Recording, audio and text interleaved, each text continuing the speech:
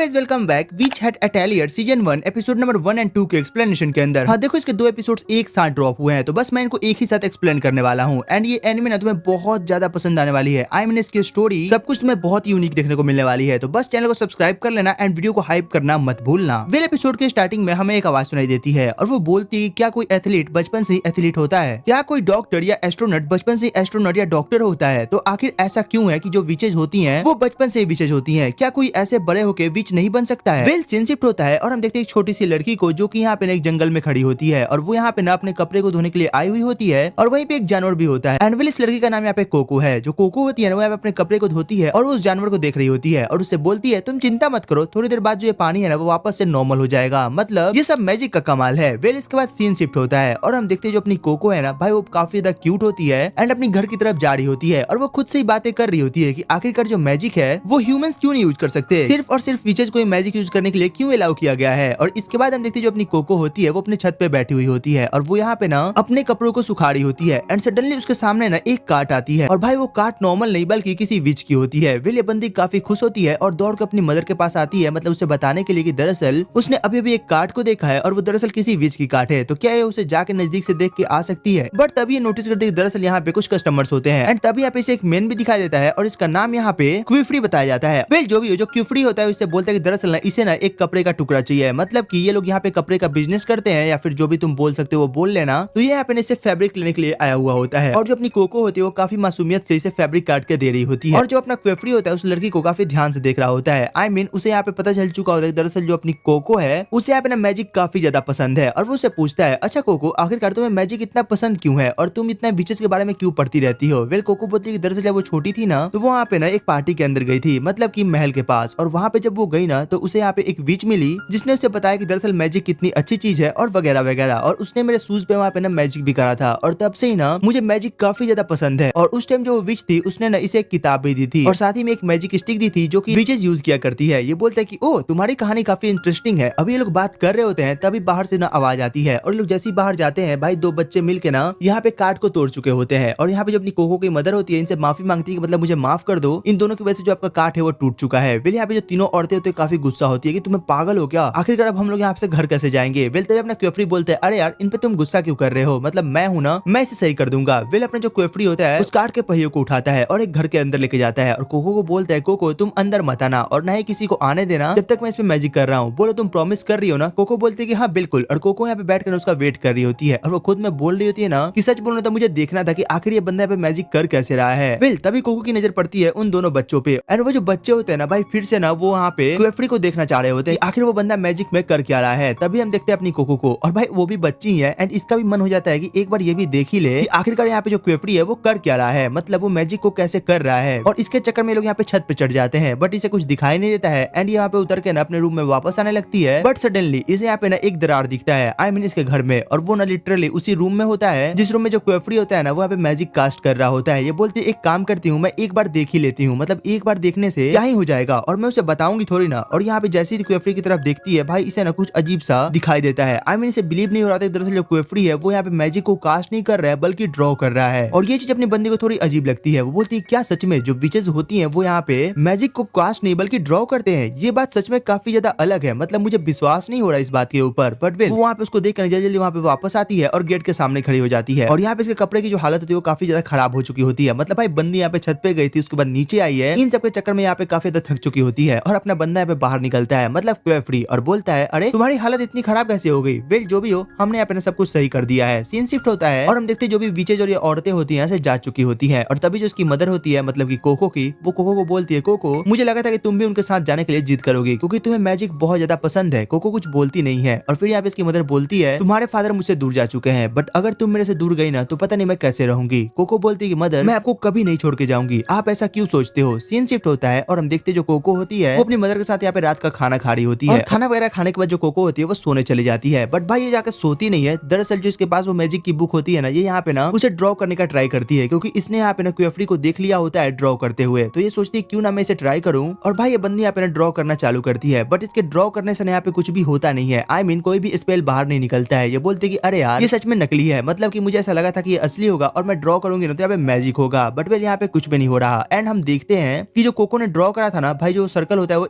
Incomplete होता है, but suddenly इसके पेन से इंक का एक बूंद गिरता है और उस सर्कल को पूरा कर देता है। एंड उस सर्कल के पूरा होते ही जो इसका मैजिक होता है वो यहाँ पे कास्ट हो जाता है। और यहाँ पे जो अपना बंदा है मतलब कि क्वेफ्री है, उसे यहाँ पे पता चल चुका होता है कि दरअसल कोई है जो कि यहाँ पे मैजिक को कास्ट करने का ट्राई कर रहा है। फिर वो बंदा समझ चुका होता है कि यहाँ पे कुछ गड़बड़ हो सकती है, तो उसे जल्द से जल्द जाके कोको को रोकना होगा। बट तब तक जो कोको होती है वो उस बुक को खोलती है और उसमें से एक सडन स्पेल को उठाती है और उसे ड्रॉ करना चालू करती है। और भाई ये इसे लिटरली एकदम एक्यूरेटली ड्रॉ भी कर देती है। एंड टाइम पे जो अपना क्वेफ्री होता है वो वहाँ पे पहुंचता है और कोको को उसके घर में से निकाल के ना बाहर लेके आता है और बोलता है, कोको ये तुमने क्या किया, तुम बताओ ये तुमने कौन सा स्पेल अभी अभी ड्रॉ करा है। कोको को समझ नहीं आ रहा होता है कि आखिरकार क्वेफ्री उसके रूम में क्या कर रहा था और वो इसे अचानक से ऐसे क्यों लेके आ रहा है। बट विल जब वो यहाँ पे नीचे की तरफ देखती है, भाई जो अपनी कोको का घर होता है वो पूरी तरीके से बर्फ में ढक चुका होता है। आई मीन उसकी मदर तक उस बर्फ के अंदर न दफन हो चुकी होती है और ये बात कोको को बिल्कुल भी बर्दाश्त नहीं हो रही होती है। क्वेफ्री बोलता है, कोको ये तुमने कैसे करा और तुमने यहाँ पे कौन सा स्पेल यूज करा है, तुम मुझे अभी भी बता सकती हो। कोको को कुछ समझ नहीं आ रहा होता है, वो बस यहाँ पे ना क्वेफ्री को मारे जा रही होती है कि उसे नीचे उतारे, क्योंकि ना उसकी मदर यहाँ पे ना बर्फ के अंदर दब चुकी है। क्वेफ्री उसे समझाता है, कोको तुम पागल मत बनो, तुम समझने का ट्राई करो, जो तुम्हारी मदर है वो ऑलरेडी फ्रीज हो चुकी है और अब उन्हें बचाने का बस एक ही तरीका है और वो ये है कि तुम्हें ना उस स्पेल के बारे में मुझे बताना होगा। बट मैं अब यहाँ पे ना तुम्हारी यादाश्त को खत्म करने वाला हूँ, क्योंकि हम ये बिल्कुल भी रिस्क नहीं ले सकते कि तुम्हें ना हमारे स्पेल के बारे में पता हो। विल यहाँ पे अपनी जो बंदी है मतलब कोको है वो उसे रिक्वेस्ट करती है कि वो ऐसा ना करे, क्योंकि वो किसी को इस सब बारे में नहीं बोलेगी और वो यह चाहती है कि वो कैसे भी करके अपनी मदर को वापस से रिवाइव करे। और जो अपना क्वेफ्री होता है ना भाई, ये थोड़ा अच्छा बंदा होता है। एंड अगर तुम थोड़ा ध्यान से देखोगे ना भाई, ये कहीं ना कहीं तुम्हें गोजो की तरह दिखेगा। आई मीन मेरे को ऐसा लग रहा है, तुम कमेंट में बताना कि तुम्हें क्या लग रहा है। विल हम आगे बढ़ते हैं। फिर ये बोलता है, ठीक है अगर तुम ऐसा कह रही हो तो मैं तुम्हारी बात को मानता हूँ, मैं तुम्हारी यादाश्त को नहीं मिटाऊंगा, बट अगर तुम्हें याद हो कि वो बुक कौन सी थी तो हम यहाँ पे तुम्हारी मदर को वापस से रिवाइव कर सकते हैं। ये बोलती है कि ठीक है मुझे बहुत अच्छी तरीके से याद है, तो मैं यहाँ पे ना उस बुक को ढूंढ के रहूंगी और अपनी मदर को वापस से रिवाइव करके रहूंगी। फिर ये बोलता है, फिर ठीक है अब मैं तुम्हारी यहाँ पे मेमोरी को ना मिटाने नहीं वाला हूँ। और फिर यहाँ पे कोको बोलता है, कोको अब तक तुम ह्यूमन थी बट आज से और अभी से तुम एक वीच बन चुकी हो। वेल सीन शिफ्ट होता है और हम देखते हैं अपने क्वेफ्री को, जो कि यहाँ पे कोको को लेके ना अपने घर की तरफ जाता है, मतलब कि जहाँ पे वो रहता है वहाँ पे, और वहाँ पे उसको लेके जाता है और उसे ना उस जगह को दिखाता है और बोलता है, ये है हमारा अटेलियर, मतलब हम लोग जहाँ पे रहते हैं। और यहाँ पे जो अपनी बंदी होती है वो बोलती है, ये कुछ ज्यादा अजीब नहीं लग रहा, और वो उसके साथ ना उसके घर की तरफ जा रही होती है और ये बोल रहा होता है, तुम चिंता मत करो, जो तुम्हारा घर है ना उसके चारों तरफ मैंने बीज डाल दिए हैं और वो बीज कुछ दिन में वहाँ पे उग जाएंगे और तुम्हारे घर को पूरी तरीके से ना आइसोलेट कर देंगे, मतलब कोई भी उसे हार्म नहीं पहुंचा पाएगा। और जब हमें बुक का पता चलेगा और उस स्पेल का, हम लोग उसे नलीफाई कर देंगे और जो तुम्हारी मदर है वो वापस से सही हो जाएगी। बिल इस बात पे जो अपनी बंदी है मतलब कोको है भाई, वो रोने लग जाती है, क्योंकि उसे यहाँ पे काफी बुरा लग रहा होता है उसने जो भी कुछ करा है उसको लेके। विल क्वेफ्री उसे समझाता है कि देखो इसमें तुम्हारी कोई गलती नहीं है, दरअसल जो होना था वो हो चुका है, तो बस हमें अब आगे की तरफ ध्यान देना है, मतलब कि उस स्पेल को ढूंढने में और उसे वापस से ना नलीफाई करने में। विल इसके बाद ये बोलते चलो आओ अब रूम के अंदर चलो, और ये इसे ना कमरे के अंदर लेके आता है और बोलता है तुम मेरा वहीं पे वेट करना,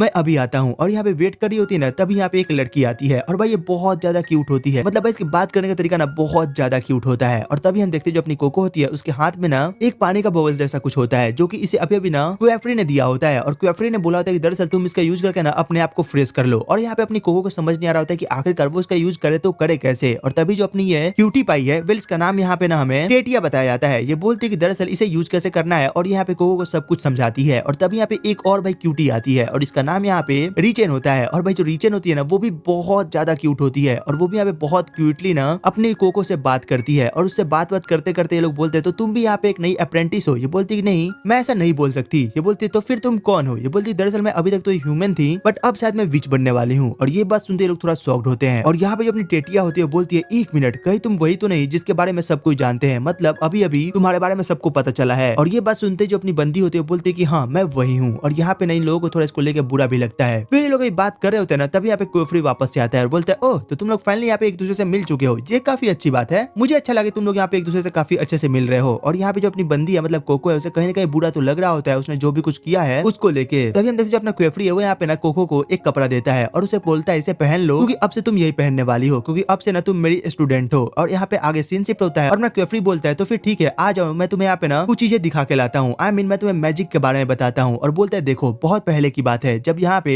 सभी लोग मैजिक कर पाते थे, आई मीन जब मैजिक का सबको पता चला था ना, सब लोग यहाँ पे मैजिक से स्पेल क्रिएट करते थे। बट तुम्हें पता है ह्यूमंस के नेचर के बारे में, उन लोगों ने वहाँ पे कुछ ऐसे स्पेल्स को क्रिएट करा जो कि दुनिया के लिए काफी खतरनाक थे। जिसके बाद कुछ लोगों के ग्रुप को इकट्ठा किया गया और उन्हें बाद में विच बताया गया। और तब से जो विचेज होती हैं वो इसका ध्यान रखते हैं कि जो मैजिक है वो यहाँ पे हर किसी के हाथ में ना लगे, और अगर किसी के हाथ में लगता है तो हम उसकी मेमोरी को इरेज कर दे, ताकि जो ह्यूमंस है वो वापस से उसी एरा में वापस ना जाए। और यहाँ पे अपनी बंदी समझ चुकी थी कि दरअसल जो विचेज हैं वो सबसे इतना छिपा के मैजिक को यूज क्यों करते हैं। तभी अपना बंदा बोलता है और इतना ही नहीं, मैं तुम्हें बताता हूँ दरअसल कुछ ना फॉरबिडन मैजिक्स होती हैं जो कि यहाँ पे सबको यूज नहीं कर पाता है, और इसको यूज करने का ना कुछ तरीका तरीका होता है। विले बोलती है आखिर मुझे बताओ कि आखिरकार मैजिक को यूज कैसे करते हैं। विले बोलता है देखो दरअसल जो कुछ मैजिक है ना उसे तुम डायरेक्टली यूज नहीं कर सकते, मतलब जैसे तुम उसे ना किसी ह्यूमंस के ऊपर सीधे यूज नहीं कर सकते, और कुछ ऐसे ही मैजिक है जो कि यहाँ पे ना फॉरबिडन है, जैसे कि ट्रांसफॉर्मेशन, एज ऑथराइजेशन, मैनिपुलेशन और वगैरह वगैरह। बट उनमें से एक है जो कि हम यूज कर सकते हैं और वो है किसी पीपल की मेमोरी को इरेज करना। और यहाँ पे अपनी बंदी समझ चुकी थी कि दरअसल यहाँ पे जितना वो सोच रही है बात उससे काफी ज्यादा बड़ी है। आई मीन जो स्टोरी है वो काफी ज्यादा बड़ी है। विले बोलता है ठीक है, अब अगर तुम्हें यहाँ तक समझ आ चुका हो ना तो हम आगे की तरफ चलते हैं। और ये यहाँ पे नई से लेके आता है और बोलता है देखो जैसा कि मैंने तुम्हें बताया कि हम यहाँ पे मैजिक को किसी भी ह्यूमंस के ऊपर डायरेक्टली यूज नहीं कर सकते, तो उसकी जगह पे हम ना अपने मैजिक को किसी ऑब्जेक्ट के ऊपर यूज करते हैं और फिर इसे यूज करते हैं, और वो वहाँ पे उसे यूज करके दिखाता भी है। और फिर बोलता है देखो हम यहाँ पे मैजिक को ना विंडो के ऊपर भी यूज कर सकते हैं, जैसा कि इस विंडो के ऊपर किया गया है। और वो वहाँ पे अपने विंडो को ना थोड़ा सा रीअरेंज करता है, और जो उसकी विंडो होती है ना भाई लिटरली एक दूसरे जगह से कनेक्ट हो जाती है, मतलब उसका सामने का जो अभी व्यू होता है वो पूरी तरीके से चेंज हो जाता है। और फिर ये बोलती है कि देखो दरअसल जो सामने तुम्हें एक टावर सा कुछ दिख रहा है ना, वहाँ पे काफी सारी बुक्स रखी है, और उन्हीं बुक्स में से एक है जिसमें हमें ना उस स्पेल के बारे में पता चलेगा जो कि तुमने कास्ट करा था। ये बोलती है कि मुझे उसके बारे में जानना है, तो क्या हम अभी नहीं चल सकते हैं? ये बोलता है कि नहीं, तुम्हें वहाँ पे जाने के लिए ना पहले काफी ज्यादा एडुकेटेड होना पड़ेगा, और उसके लिए तुम्हें यहाँ पे मेरे से सीखना होगा। और अपना बंदा जल्दी से यहाँ पे खिड़की को बंद करता है और फिर बोलता है तो अब बताओ क्या तुम तैयार हो मैजिक को सीखने के लिए? ये बोलती है कि हाँ बिल्कुल, मैं काफी ज्यादा एक्साइटेड हूँ। वेल इसके बाद सीन शिफ्ट होता है और जो अपना बंदा है मतलब कि क्वेफरी है वो यहाँ पे कोको को उसके रूम को दिखाता है और बोलता है आज से ये तुम्हारा रूम है और तुम्हारे साथ यहाँ पे एक और बच्चा रहने वाला है और उसका नाम यहाँ पे हमें एग गॉड बताया जाता है। वेल अपनी कोको यहाँ पे रूम के अंदर जाती है और वो यहाँ पे सभी मैजिक आइटम्स को देख रही होती है, और वो जैसे यहाँ पे डेस्क को टच करने वाली होती है ऊपर से एक आवाज आती है कि ओए लड़की वो मेरा डेस्क है और तुम वहाँ पे क्या कर रही हो, तुम वहाँ से दूर हटो। वेल अपनी जो कोको होती है वो दूर हटती है और हम देखते हैं यहाँ पे कोई और नहीं बल्कि एगॉट होता है। फिर उसे बोलता है तुम ये क्या करने वाली थी, तुम्हें पता नहीं वो सारी चीजें मेरी है। एंड विल यहाँ पे नीचे उतरता है और बोलता है तुम्हारे बारे में सुन के ना मुझे काफी बुरा लगा, बट विल इसमें तुम्हारी ही गलती है। आई मीन तुम्हारी वजह से तुम्हारी जो मदर है वो इस तरीके से इस हाल पे है। विल अपनी बंदी को यहाँ पे काफी ज्यादा बुरा लगता है कि एगॉट उससे ऐसी बातें कर रही है। विल बोलती है चाहे जो भी हो जाए मैं यहाँ पे मैजिक को सीखूंगी और अपनी मदर को वापस से ठीक करूंगी। ये बोलता है तुम्हें क्या लगता है क्या एक अप्रेंटिस बनना इतना आसान है और मैजिक सीखना इतना आसान है क्या? तुम्हें मेरी हाथ दिख रही है, देख रहे हो इसका हाल क्या हुआ है? मैंने बस यहाँ पे स्पेल सीखने के चक्कर में ना अपनी इन उंगलियों को बर्बाद कर लिया है, तो तुम बस मुझे एक स्पेल यहाँ पे कास्ट करके दिखाओ, मैं मान जाऊंगा। एंड विल ये लोग यहाँ पे बहस कर रहे होते हैं, तभी यहाँ पे भाई गेट से एंट्री होती है अपनी इन दोनों क्यूटीज की, मेरा मतलब टेटिया और रिचैन की। और ये लोग यहाँ पे काफी क्यूटली बोलते हैं खाना बन चुका है तो चलो हम खाना खा के आते हैं। और तभी अपना एगॉट बोलता है मुझे भूख नहीं है, तुम लोग जाके खा लो। सीन शिफ्ट होता है और हम देखते हैं यहाँ पे सब लोग बैठ के खाना वाना खाते हैं और इन्हें खाना काफी ज्यादा पसंद आता है। मतलब ये खाना यहाँ पे क्वेफरी ने बनाया होता है और ये खाना सच में ना काफी बढ़िया बना होता है। वेल अगले दिन का हम सीन देखते हैं जहाँ पे जो अपनी क्वेफरी है वो यहाँ पे ना कोको को पढ़ा रहा होता है और उसे यहाँ पे स्पेल्स को ड्रॉ करना सिखा रहा होता है और उसे काफी देर सिखाने के बाद बोलता है तो अब बताओ कोको तुमने यहाँ पे क्या सीखा? कोको बोलती है कि देखो दरअसल जो स्पेल होता है ना उसके यहाँ पे प्रॉपर 3 पार्ट्स होते हैं। पहला होता है सिगल, फिर होता है साइंस और फिर होता है रिंग। सिगल जो होता है वो 4 तरीके के हो सकते हैं जैसे फायर, लाइट, वाटर, विंड, और फिर उसके बाहर होता है एक रिंग। और जो साइंस होते हैं उसके भी कुछ फॉर्म्स होते हैं और इन सबको मिलाने के बाद हमारा फाइनली मैजिक प्रिपेयर होता है। और फिर ये बंदा बोलता है ओह वाओ तुमने यहाँ पे काफी अच्छे से इसको याद करा है, तो चलो अब इसे ड्रॉ करके दिखाओ। विल अपनी जो कोको है उसे ड्रॉ तो करती है बट भाई यहाँ पे वो मैजिक जो स्पेल होता है वो कास्ट हो ही नहीं पा रहा होता है और वो उसे छिपाने लगती है। विल अपने जो क्वेफरी है बोलते हैं अरे यार छिपाओ मत, मुझे दो, मैं देखता हूँ आखिर इसमें कमी क्या है। विल उसे देखता है और बोलता है देखो तुमने यहाँ पे सब कुछ सही करा है बट जो तुम्हारी बाहर की रिंग है ना वो पूरी तरीके से एक दूसरे से जुड़ी हुई नहीं है, तो जब तक रिंग एक दूसरे से अटैच नहीं होगी स्पेल यहाँ पे काम नहीं करेगा, तो तुम जल्दी से इस रिंग को अटैच करो। विल यहाँ पे जो अपनी कोको होती है उस रिंग को अटैच करती है और भाई यहाँ से इसमें से ना पानी निकलता है और वो सीधे जाके ना एक गॉड के ऊपर पड़ता है और एक गॉड पूरी तरीके से गीला हो चुका होता है। कोको समझ जाती है कि भाई ये बंदा ना लिटरली गुस्से वाला है तो उसपे भड़केगा। विल अपने जो कोको होते है भाई काफी क्यूटली ने उसे माफी मांगने लगती है। ये बोलता है ठीक है कोई बात नहीं, मैं गुस्सा नहीं हूँ, एक बार तुम ना मुझे वो स्पेल दिखाओ जो कि तुमने अभी अभी कास्ट करा है, आई मीन जो तुमने ड्रॉ करा था। विल बोलती है ठीक है वो ये रहा और ये ना अपने उठा के उसको देती है आई मीन पेपर को, और ये बोलता है देखो तुमने यहाँ पे एक गलती करी है, जो तुम्हारे साइंस है वो सब एक तरीके के हैं बट इसमें से एक साइन काफी बड़ा है, इसकी वजह से जो तुम्हारा वाटर का प्रेशर था वो बस एक ही साइड में हो गया और इस वजह से मैं यहाँ पे गीला भी हो गया। ये बोलती है ओ अब मैं समझी कि आखिर ऐसा क्यों हुआ। और तभी अपने जो क्वेफरी होता है बोलता है मैं अब काफी ज्यादा ना रिलैक्स महसूस कर रहा हूँ, मतलब एगॉड के होते हुए यहाँ पे मुझे ऐसा लगता है कि जो कोको है वो काफी अच्छे से सब कुछ सीख पाएगी, आई मीन अब मुझे यहाँ पे चिंता करने की जरूरत नहीं है। एगॉड बोलता है हाँ अब तुम ज्यादा उड़ो मत। फिर यहाँ पे जो क्वेफरी होता है इतना बोल के यहाँ से चला जाता है और जो अपना एगॉड होता है वो यहाँ पे ना अपनी कोको से और सारी बातें करता है और बोलता है तो अगर तुम्हें सच में यहाँ पे ना एक अच्छा मैजिशियन बनना है तो तुम्हें अच्छे से यहाँ पे खुद को प्रिपेयर करना होगा। ये बोलती है ठीक है मुझे जो करना पड़ेगा मैं वो करूंगी। एंड वेल इसी के साथ ये एपिसोड यहीं पे खत्म होता है। तो तुम कमेंट बताना तुम्हें एपिसोड कैसा लगा, इसकी एक्सप्लेनेशन कैसी लगी, एंड हाँ अगर अच्छी लगी हो तो यार एक लाइक सब्सक्राइब करना मत भूलना। चलो फिर मिलते हैं तुमसे एक और नई वीडियो एक और एक्सप्लेनेशन के साथ, टेक केयर, गुड बाय।